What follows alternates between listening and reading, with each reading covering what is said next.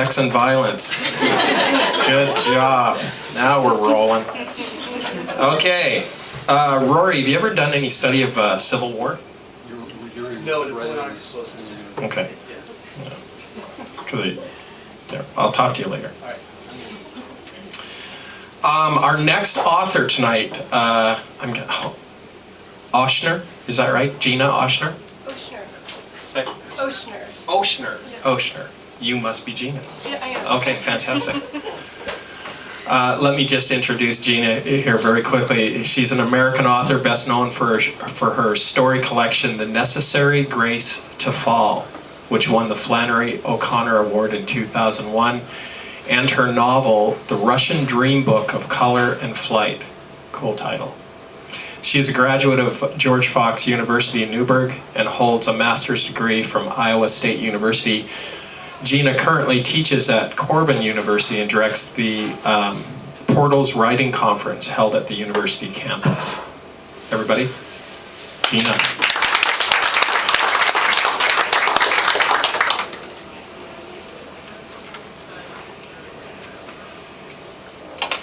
Well, thank you, Tina Jacobson. I just want to say I love, love, love independent bookstores.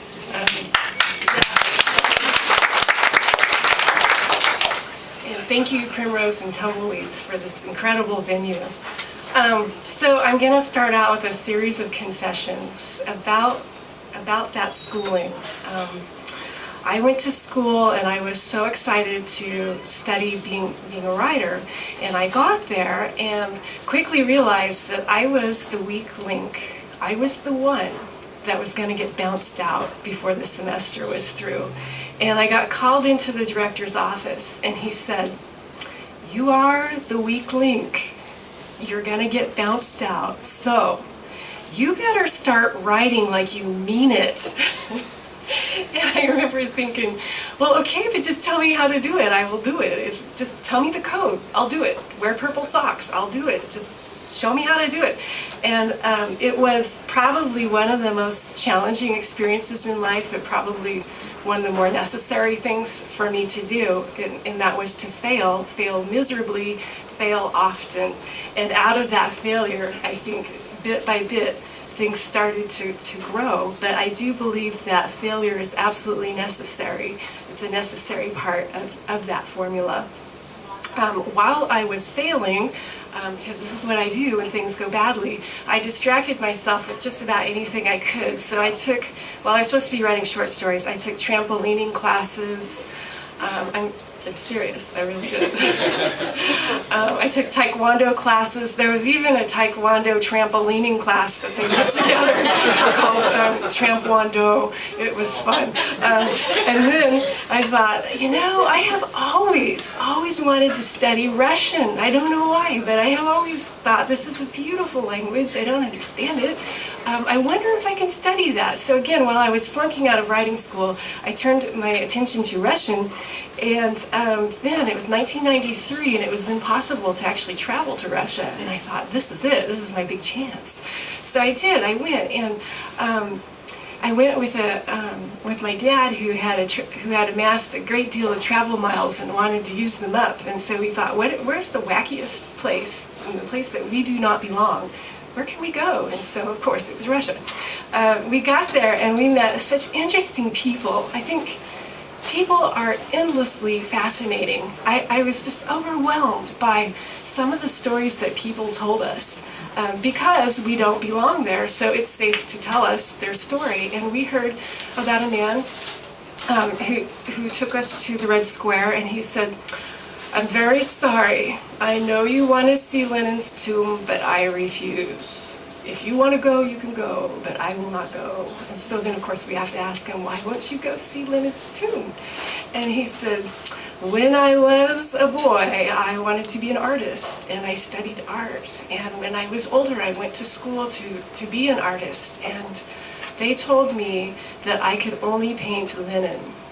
And they gave me a style book, and it was 500 pages long, detailing all the rules and regulations of how I should paint linen, and how I should show him sitting down, and how I should show him standing up. And if he's outdoors, his coat has to be whisked out like a wind is blowing, and his chin has to be at such and such an angle. And he said, it broke my spirit. I put down my brushes. I have never painted ever since then, and now I am a garbage collector, and I am happy. And I thought, you know, there were like 100 stories like that. I thought, these are the stories that make novels. So what I did was I tried to collect them. And this story is actually, it's a cacophony of voices. It's many people telling the same story in the only way that they know how. So this is built off of a person I met who said, I asked him what freedom was to him, and he said, freedom is fishing. It's all I want. It's all I ever want to do. I thought, oh, okay. All right. For as long as he could remember, Yuri had always imagined that he was a fish. Inside his mother's stomach, he swam in salt water, and by some accident when he was born, God looked away for a moment, perhaps to set aright a tilted star, perhaps to paint more speckles and spots on the Dolly Varden trout, or stitch more whiskers onto the snout of a sturgeon. Something large or small, miraculous or mundane, and Yuri, who should have been an eel, a lamprey, was instead a mere boy, flailing and kicking about in his ordinary skin, which had never felt, not in all his 21 years, that it quite fit him. Which is why he went to the rivers and canals whenever he could, to the man-made ponds and the natural, to brackish waters and sweet, wherever there might be fish or the suggestion of fish. Even the memory of a fish was enough for him. So when Azadeh leaned Mircha's rod against his mother's door the day after the wake, Yuri took it as a sign. 2 minutes later, with a satchel stuffed with stale dinner buns, he wheeled his old bike through the courtyard and out onto the street. It wasn't perfect, this bike. It was actually two separate rejects from the local bike factory, disassembled and reassembled to make one working bike. But the parts didn't fit together precisely, and somehow he'd reassembled the handlebars out of alignment with the frame.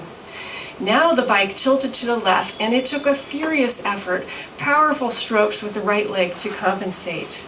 And with each push from his legs, the bike lamented, squeaking such sad complaints that Yuri began to think the bike was the voice of his very own soul, a voice that could only make sound or be heard when under the greatest of outward force. Then also there was the ticking in his head. The sprockets, Zoya maintained, whenever he brought the matter of the incessant noise up with her.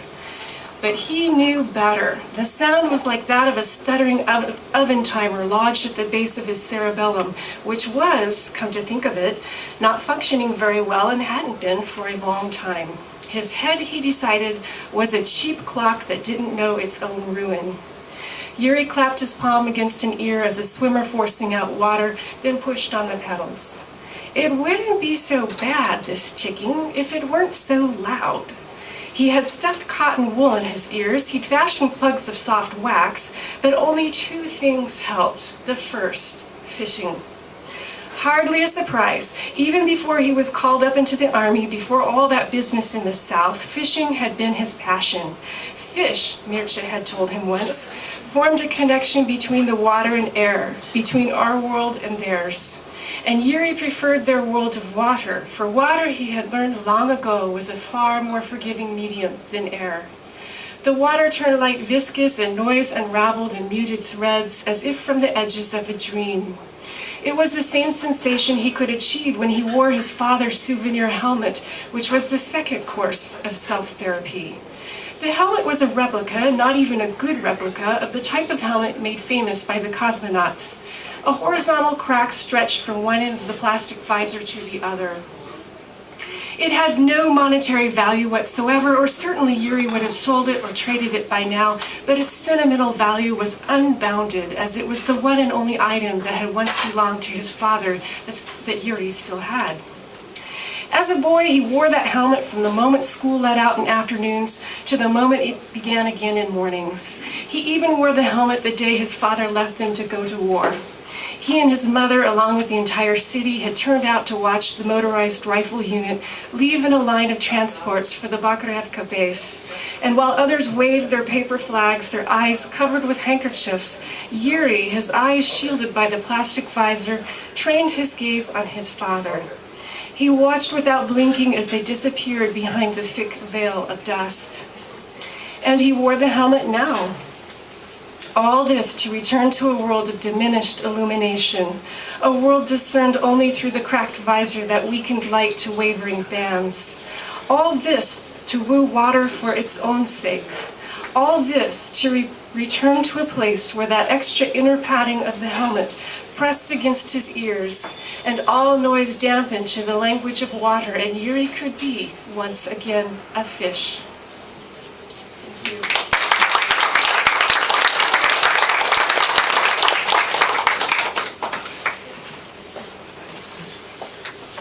Thank you very much. Gina, there was moments of poetry in that. That was beautiful. Thank you for reading.